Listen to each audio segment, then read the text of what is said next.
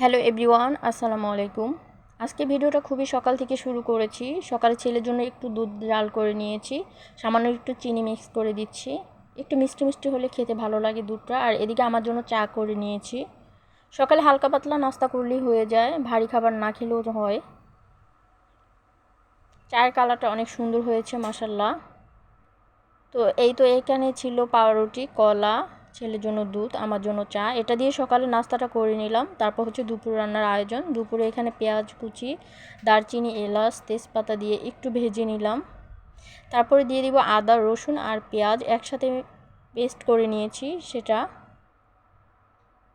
পরিমাণ মতো হলুদের গুঁড়ো, মরিচের গুঁড়ো আর স্বাদ মতো লবণ দিয়ে একটু পানি দিয়ে মশলাটা খুব ভালো করে কষিয়ে নেব, যতক্ষণ পর্যন্ত তেলটা ভালো করে উপরে না আসবে। আসলে রান্না সবাই করতে পারে, বাট এক একজনের রান্নার স্বাদ এক এক রকম হয়, এক এক দেশের রান্না এক এক রকম। তো রান্না কিন্তু মোটামুটি আমরা সবাই করতে পারি। তো এইখানে দিয়ে দিলাম মুরগি। এটা ছিল দেশি মুরগি, আস্ত একটা মুরগি। আমি আগে থেকে কেটে ধুয়ে একদম ক্লিন করে রেখেছিলাম। মুরগিটা একটু নাড়াচাড়া দিয়ে সামান্য একটু পানি দিয়ে এটা আমি ঢাকনা দিয়ে কষিয়ে নিব। তো এখানে একটু পানি দিয়ে আমি একটু নেড়েচেড়ে ঢাকা দিয়ে দিব।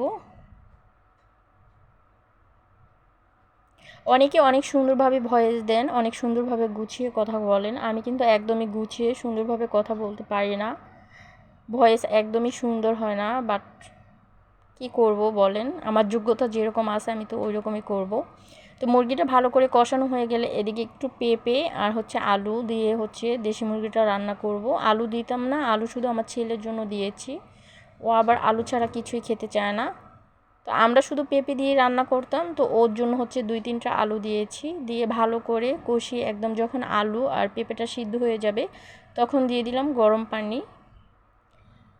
দেশি মুরগিটা একটু ঝোল ঝোল করে রান্না করলে খেতে ভালো লাগে। এদিকে নিয়েছি জিরা, পেঁয়াজ কুচি আর রসুন কুচি একটু ভেজে তারপর জিরাটা দিয়ে দিলাম। একটু লাল লাল করে ভেজে এটা ব্লেন্ডারে ব্লেন্ড করে নিব। এই ফোড়ন বাটাটা দিলে তরকারির ঘনত্বটা অনেক ভালো আসে, তরকারি খেতে কিন্তু অনেক মজা হয়। দেশি মুরগি বা গরুর মাংস, বড় মাছ যে কিছু রান্না করলে এভাবে ফোড়ন বেটে দিলে বা ব্লেন্ডার করে দিলে ভেজে খেতে অনেক মজা হয়। তো ফাইনালি আমার মুরগিটা একটু ঝোল ঝোল করে রান্না করা হয়ে গেছে। খুবই পাতলা ঝোল রেখেছি, দেখতেই পারছেন। দেশি মুরগিটা একটু পেঁপে দিয়ে পাতলা ঝোল করলে কিন্তু আমার কাছে ভালো লাগে।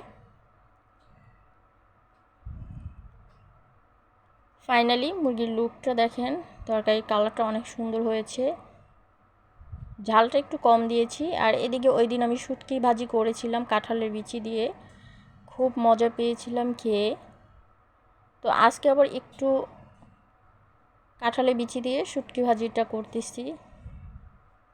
অনেক ভালো লেগেছিল ওদিন কাঁঠালের বিচি আর শুটকি দিয়ে ভাজিটা করেছিলাম।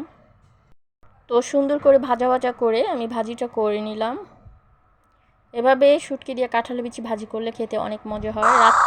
একটা জরুরি কাজের জন্য বনানীতে গিয়েছিলাম, তো দূর থেকে একটু আমি হাতিঝিলি ভিউটা নিয়েছিলাম রাত্রিবেলা। খুব সুন্দর লাগছিল হাতিঝিলি ভিউটা।